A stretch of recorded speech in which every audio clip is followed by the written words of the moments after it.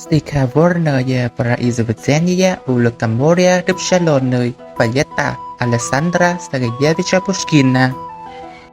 У Лукоморья Рыбшалёной золотая цепь на дубе там, и днем, и ночью, как учёный. Высоко летит по цепи другом, идёт направо, без заводит, налево кашку говорит. Там чудеса, там леший бродит.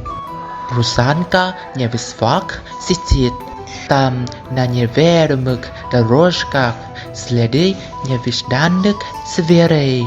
И пушка там на курых ножках стоит безонка, без веры. Там лес и дон печени полный, там у заря прилинут волны.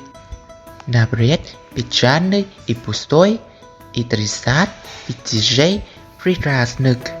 Средой из вод выходят ясных, и с ними театр и морской. Там королевич мимоходом пленяет брошенного царя.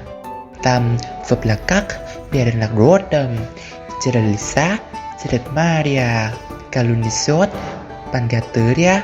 В темнице там царевна тужит, а бурый фонкей верно служит. Там ступа с папаю кигой идет, придет сама собой. Там чаркшей над златом чахнет, там русский дух, там рус пахнет. Читает Фенудек, студент бедового курса русский язык Кашмирского педагогического университета, Вьетнам.